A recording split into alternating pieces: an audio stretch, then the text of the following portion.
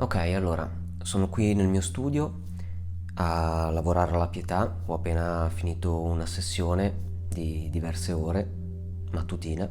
Non sto tenendo il conto dei giorni, quindi non so da quanti giorni è che sto lavorando al dipinto della Pietà. Sono mesi, forse mi vedete un po' sconvolto, lo sono in effetti, perché questo dipinto è in assoluto il più impegnativo, il più grande, il più intenso, il più profondo della mia vita. In più, il periodo che sto vivendo è anche il più difficile, duro e doloroso di tutta la mia vita.